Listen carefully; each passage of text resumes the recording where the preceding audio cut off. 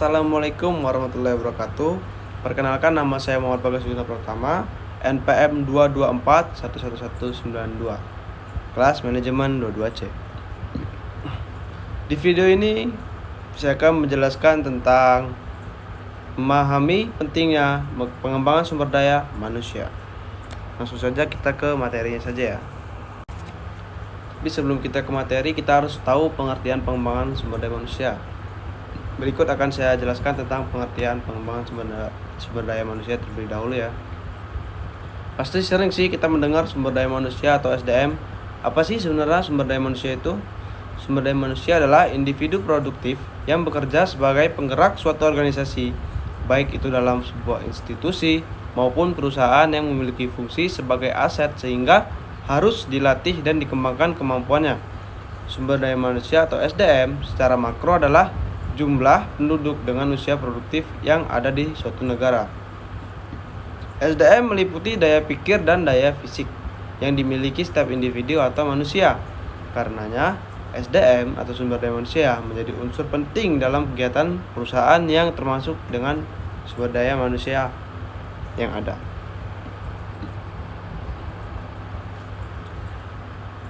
Dan berikut adalah unsur penting yang ada dalam kegiatan perusahaan yang termasuk dalam sumber daya manusia. Yang pertama, tenaga kerja. Tenaga kerja adalah individu yang menghasilkan barang dan jasa dalam suatu perusahaan atau organisasi. Tenaga kerja ada di kisaran usia 15 sampai dengan 64 tahun. Usia produk ada di rentang usia 20 sampai dengan 40 tahun. Tenaga ahli. Tenaga ahli adalah individu yang memiliki suatu keahlian khusus. Tenaga ahli sangat dibutuhkan oleh perusahaan. Berikutnya adalah pemimpin. Pemimpin berfungsi untuk memimpin jalannya perusahaan. Baik buruk jalannya perusahaan ada di tangan pemimpin. Selanjutnya, pengusaha. Pengusaha adalah individu yang mampu mengembangkan usahanya. Pengusaha juga bisa membuat lapangan pekerjaan atau membuka lapangan pekerjaan. Selanjutnya, produsen. Produsen adalah individu yang bisa menghasilkan barang. Selanjutnya, konsumen. Yang terakhir, konsumen ya. Konsumen adalah individu pemakai dari barang yang diproduksi. Apa saja sih manfaat pengembangan sumber daya manusia itu? Manfaatnya itu membantu para karyawan membuat keputusan dengan lebih baik. Selanjutnya, meningkatkan kemampuan para pekerja dalam menyelesaikan masalah yang dihadapi. Selanjutnya, terjadi internalisasi dan operasional faktor-faktor motivasi. Dan yang terakhir, timbulnya dorongan dalam diri para pekerja untuk meningkatkan kemampuannya. Berikut adalah tujuan pengembangan sumber daya manusia. Tujuan pengembangan sumber daya manusia memiliki tujuan pastinya ya kan. Secara umumnya, sebenarnya tujuannya untuk meningkatkan kualitas para pekerja atau individu melalui program pendidikan dan pelatihan. Namun secara terperinci, ini dia tujuan-tujuan pengembangan sumber daya manusia. Yang pertama, dapat meningkatkan produktivitas di dalam pekerjaan. Produktivitas yang baik menjadi hal yang diperlukan oleh setiap perusahaan. Jika produktivitas meningkat, maka pekerjaan yang dihasilkan meningkat pula, hasil banyak, keuntungan berlipat. Yang kedua, mengurangi kerusakan produk. Mengurangi kerusakan produk membutuhkan perhatian yang cermat dalam setiap hari, dari produksi hingga pengiriman. Dengan fokus pada kualitas, pengemasan yang tepat, penanganan yang hati-hati, dan umpan balik dari pelanggan, perusahaan dapat mengurangi risiko kerusakan produk dan meningkatkan kepuasan pelanggan. Yang ketiga, memastikan semua berjalan efisien. Jika karyawan mengerjakan tugas secara tidak efisien, maka akan berimbas pada efektivitas waktu, alih-alih ingin mengerjakan sesuatu hingga sempurna. Namun, jika pengerjaannya lambat, maka tugas yang lain tidak akan terselesaikan. Oleh karena itu, SDM melatih karyawan untuk mengerjakan tugasnya dengan terampil, baik, dan efisien. Untuk dapat memastikan pelatihan berjalan dengan sesuai rencana dan efisien, terlebih dahulu Grametz harus mengetahui bagaimana pengurusan sumber daya manusia yang baik dan benar. Semuanya secara lengkap dibahas pada buku manajemen sumber daya manusia untuk perusahaan. Yang keempat, meningkatkan sikap kepemimpinan. Pengembangan sumber daya manusia bertujuan untuk meningkatkan sikap kepemimpinan. Ada serangkaian kegiatan yang akan membuat karyawan mampu memiliki jiwa kepemimpinan. Jiwa leadership atau kepemimpinan membuat para karyawan tahu seberapa besar porsi dalam pekerjaannya. Yang kelima, menciptakan moral karyawan. Yang kelima, menciptakan moral karyawan atau manusia. Moral yang baik menjadi kewajiban mutlak bagi seorang karyawan.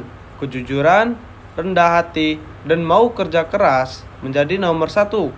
Kejujuran itu penting jika karyawan pura-pura sudah mengerjakan, tapi sebenarnya belum terpegang. Kejujuran adalah barang yang mahal yang harus dipupuk oleh setiap karyawan. Banyak perusahaan yang hancur karena ketidakjujuran. Yang keenam, menaikkan balas jasa.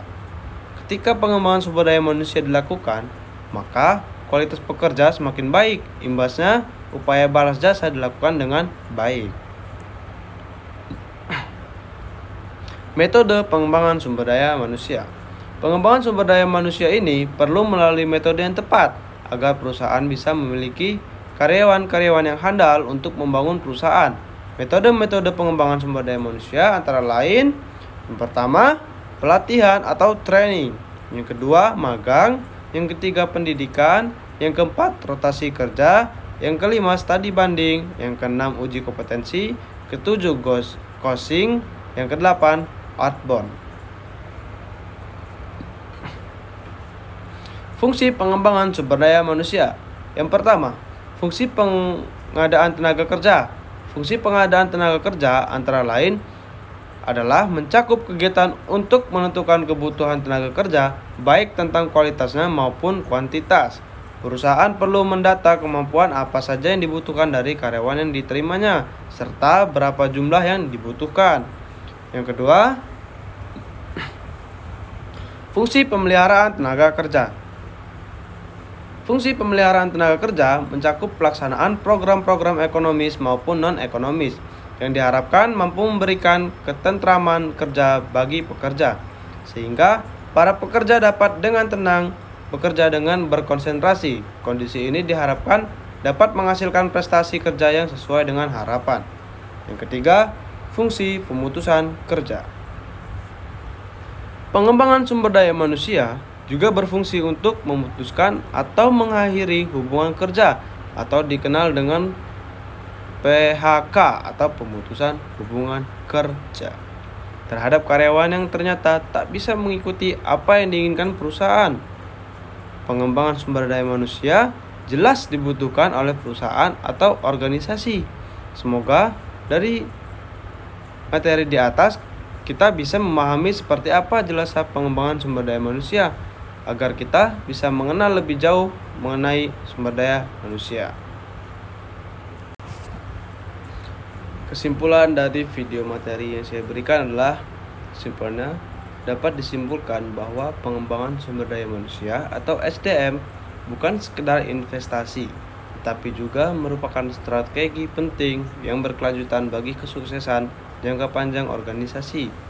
Menempatkan fokus pada pengembangan karyawan bukan hanya untuk keuntungan individu, tetapi juga untuk memajukan organisasi secara keseluruhan. Berikut video yang dapat saya sampaikan, video materi yang dapat saya sampaikan dalam materi kita kali ini. Kurang dan lebihnya dalam perkataan saya minta maaf. Saya akhiri. Wabillahi taufiq wal hidayah. Wassalamualaikum warahmatullahi wabarakatuh. Sampai bertemu di materi selanjutnya. Bye bye. Tapi bohong. 2,000 years later. 1 hour later, 2 hours later, 3 hours later, A few moments later. just then later, end of flashback.